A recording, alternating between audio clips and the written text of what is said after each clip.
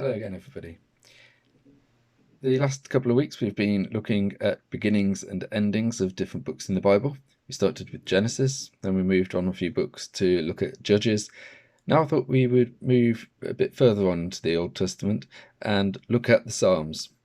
We've got the first and last verses of the Psalms, which are obviously a group of individual songs that make up the Israelite hymn book, if you like. Psalm 1, verse 1.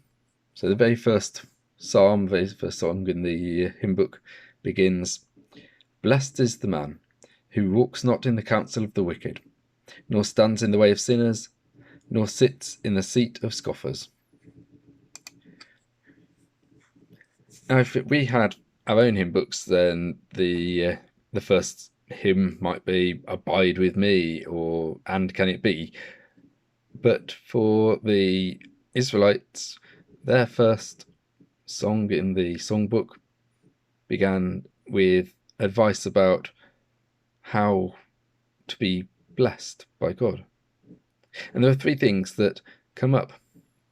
You should avoid three different items. You should avoid walking in the counsel of the wicked.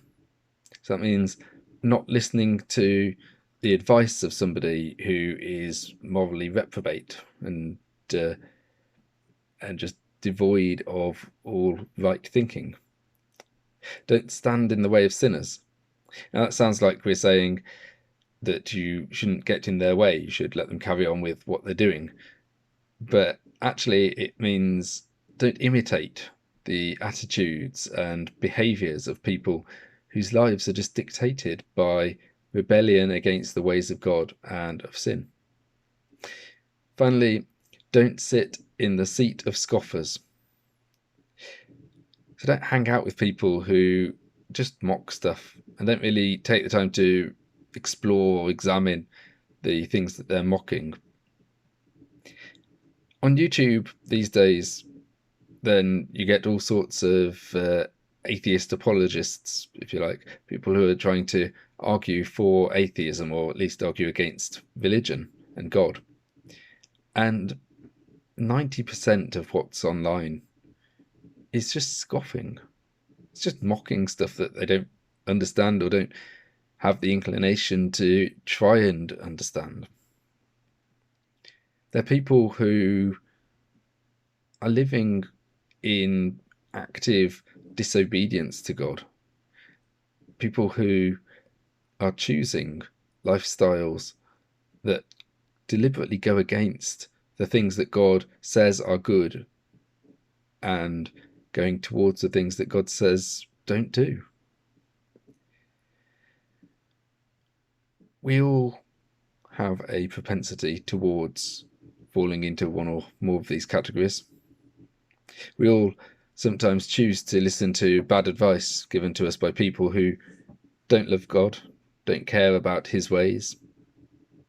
We all have a propensity towards imitating the behaviours and lifestyles of those who seem to be popular and have it all sorted and don't seem to have any need or desire to get to know God. We all sometimes hang around with people who aren't good for us. And obviously in this time of lockdown, then it can be harder to escape perhaps those not so good influences on us. But we need to avoid them.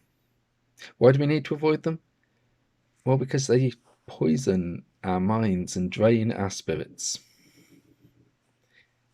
So what should we do if we're going to avoid being drained and poisoned by these types of people that the psalmist warns us against?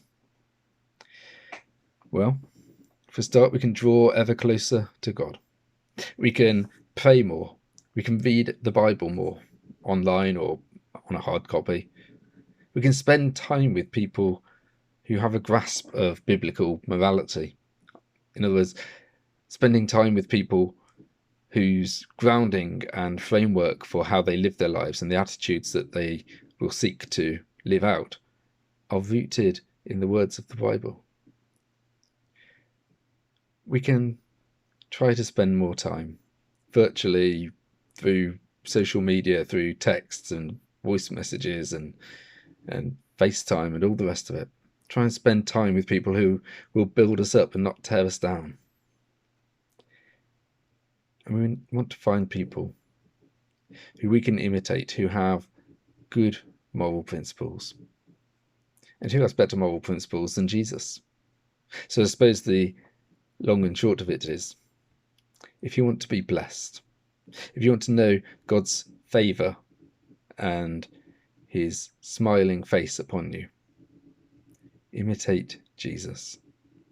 Let him dictate your morals. Let him dictate your attitudes and your behaviours.